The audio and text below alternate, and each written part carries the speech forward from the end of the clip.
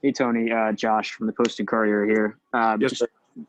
with, with Travis, what does it take from a mental standpoint to be able to withstand those tackles and be able to just keep pushing and get those yards after the carry like he was able to do tonight? I wish I knew how the actual answer to that question. That's something that he was born with. Just that gift and that ability. That's unbelievable. Contact balance. I think he just goes into his zone, and every time he touches the ball, he's not thinking about going down. He's thinking about scoring.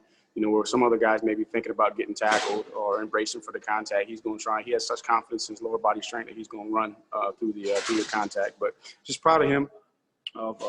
Of being ready to play tonight.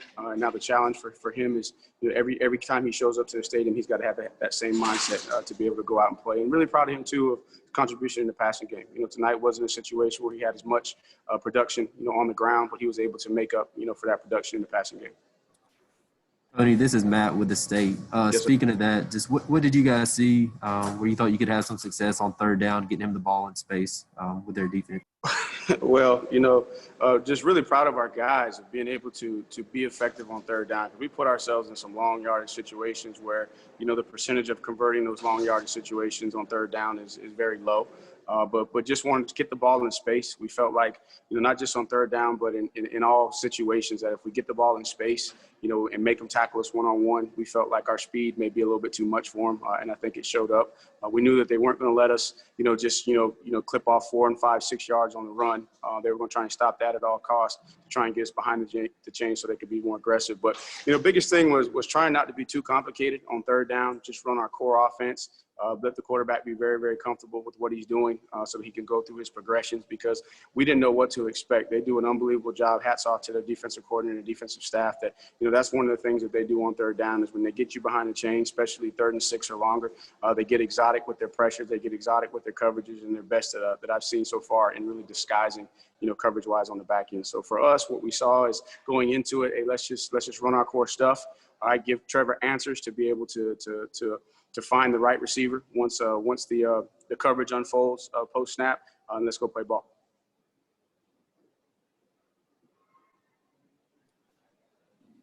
Tony, Hey, Brad from Lawton. Clemson SI.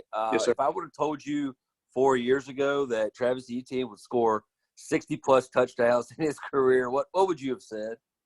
I said, I'll take you up on it. You must know something that I don't. I think that we all knew what Travis was once he got here. I think coming into it, obviously because of the way the recruiting cycle worked out that year, we didn't have as long of a courtship in the recruiting process. But once he showed up on campus that first spring, I said, this kid's got a chance to be something special. And just happy for him and the hard work that he's put in, the humility that he continues to carry himself with, and he deserves all the accolades and the praise that he's getting. Hey, Tony, Lawton Swine, Clemson Sports Talk. There are times in the game where Trevor looks like he wants to hurry things up, get things going. Are you kind of reading his body language and what he wants in terms of your tempo throughout the game, and how much of that does he really control? It's a combination. There's times where I want to push the tempo, and then there's times where he's communicating from Streeter on the sideline. Hey, because again, at the end of the day, I want to push tempo pretty much, all the time, with the exception of maybe third down sometimes. But the guys on the field, I have to rely on them to say, okay, how effective is the tempo going to be? Because the last thing you want to do is hurry up and have a bad play call. If that makes sense. So yes, he sensed that we were able to play fast, make those guys, get lined up, and tempo worked out for us pretty good. So it's a combination of, Trevor with his instincts and feeling in the game, and at the same time too, just my nature at times I want to push the tempo and see can we take control, of the game and not be in a situation where the defense is dictating anything to us. Tony, this is Matt again. You mentioned being in a lot of third and longs and not liking that. Just what were they doing early on, and what do you want to try to get cleaned up before? I think early on it was more probably so us just some costly inopportune penalties and then some drops, just not getting into a rhythm early on, and then the guys were able to overcome that.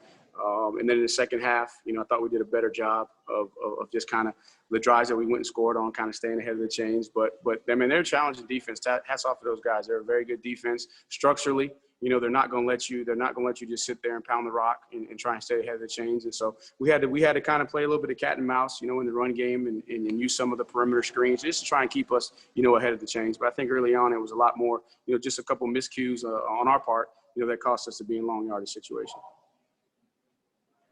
Coach Elliott, Rob Gilchrist with WCRS. Yes, sir. How would you describe an effort and performance like Lawrence, Etienne, and Rogers had tonight, as well as what do you take from a hard-earned win like this one against Virginia?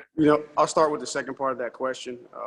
You'll continue to hear me say it. I'm sure our players will praise them, and I'm sure Coach Sweeney will praise them as well. I mean, Virginia's a good football team, and they challenge you. They challenge you with their scheme, with their length, with their intelligence.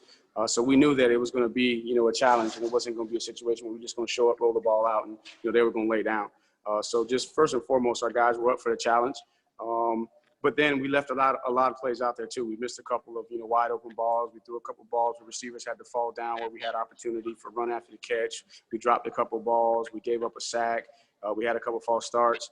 So what I'm going to say is, look what we were able to accomplish with all the miscues against a good football team. So let's stay humble and let's go back to work and make sure that we focus on the little things, every single minute of every single day, so that those things don't come back to haunt us, in the most inopportune time, which is game time. And then for those guys, that's the expectation. I mean, I think that we all know how special, Trevor is, how special Travis is, and how special Amari can be. And the expectation is that that's how they play. I think that for us in-house, we're expecting those guys to lead us on the offense, and we need them to play our best. If we're going to be at our best players have to be at our best. And I think, the thing that may get overshadowed a little bit is just the play of the offensive line. I'm excited to see the tape. Obviously, we did the one sack, the early sack that happened on the intentional ground, and that's my fault. Took a chance right there on a second and short, trying to throw the ball down the field. Had a 5-man protection, and they brought the right blitz. So that's on me. And then we gave up one sack where Jackson got beat there. But otherwise, I thought the protection was good. I thought we did a good job with the multiple looks that you get from Virginia, because they're jumping in and out of structure from 4 down to 3 down. They're rolling coverage on you. They're bringing all kind of run-stopping blitz. So I think the offensive line, I'm excited to see them play, because I think that they did a good job again for us. Tony, it's Pete at AP. It seems like whenever you guys get pressed a little bit in games, the 1 or 2 times that you do, the guys come back, they work hard, and they overcome. They fix their problems and they plow forward. Do you have any confidence? I mean, do you have that same confidence that this will happen in the coming week, that these guys will take the mistakes they made and take it seriously and work to overcome it? Definitely. Those are core values within our program. We talk about all the time, having an eye of the tiger and a heart of a champion. The eye of the tiger referring to just focused intensity. Focused intensity every single day, every single minute. That reset mindset every single week. Okay, yes, we're going to celebrate the win tonight, but when we show back up on Monday, we're trying to go 1-0 that week. So I think it starts there, which gives them a lot of confidence because they're able to prepare to a standard, which gives them confidence to perform to a standard. And then the next piece is the heart of a champion, and challenge the guys at halftime too, okay, it's 0-0. Let's see, can we go out? And obviously, with the exception of that last drive, they scored 3 out of the 4 drives. Move the ball, and then when we needed to, we were able to put together a good drive and go score quickly to help the defense out there. So I think the guys just, it's just part of their DNA to have that eye of the tiger and heart of a champion, which gives them confidence to be able to, yes, we're pressed. Let's not panic. Let's just rely on our fundamentals, which is how we prepared, and then we can go out and have success. Tony, this is Larry Williams at TigerIllustrated.com. Yes, how much do you attribute some of the offense's sputters, I guess, to losing T. Higgins and Justin Ross and sort of trying to replace those guys on the outside? I think, tonight was more just of situations out of our control. We had a 3rd down conversion there early on that Braden wanted to see him come up with that ball. He's a guy we're counting on. Again, we knew that it was going to be tough just to kind of slam the ball in between the tackles, which is the bread and butter of our running game. So I think we're still trying to figure out, what each person's strength is, and we just got to work through those. We got to work through those ups and those downs, and continue to just try and get guys involved. I thought Frank, did a good job of showing up tonight. I think that Amari did a good job of showing up tonight. We're still trying to work Joe back in. He's still battling through his abdomen there. So I think it's more a function of what's happening on the field tonight, and then just getting guys involved. And sometimes it's a little bit more difficult depending upon the structure to get certain guys involved at certain times, and that's my challenge, week in and week out, to make sure I give those guys opportunities so that we can build that cohesiveness, that chemistry, that continuity, so that we don't have the situations where we might sputter. You mentioned how exotic they are on defense. I'm sorry. You mentioned how exotic they are on defense. Early on, I guess, in the first half, did that inhibit the tempo? You guys are sort of trying to diagnose what exactly they were doing on those early downs?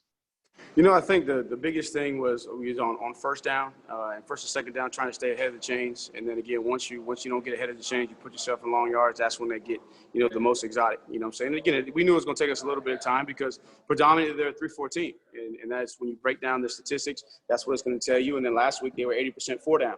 All right. And again, that may not seem like a big deal to a lot of people, but definitely in the run game and protections, a guy moving 6 inches, changes communication, drastically. So it took us a little bit of time just to get dialed in.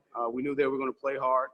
We had to establish a line of scrimmage, protect the quarterback. And then, once we were able to kind of get settled, get moving, and we found, hey, they're going to give us the perimeter stuff. Let's put the ball in space and let our guys go make plays. And then when they try to walk up, we can try and put the ball down the field.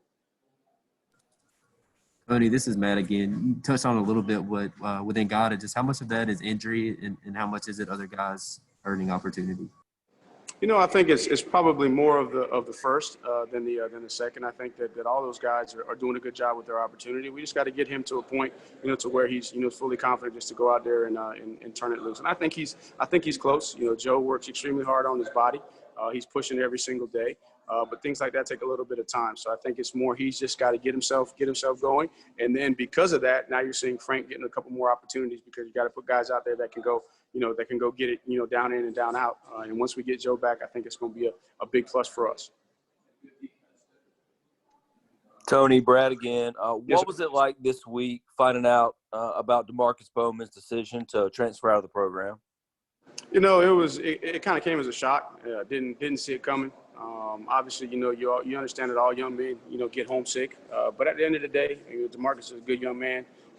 He did things the right way, have no issues with that. And it's just unfortunate, it's a situation where he had a lot of things kind of compound at once, especially with the issues with his grandparents and wanted to be closer to home. And so you can't fault a young man for that. Just appreciative of him and his parents and in Lakeland High School for allowing us to recruit him, and we'll do it all over again.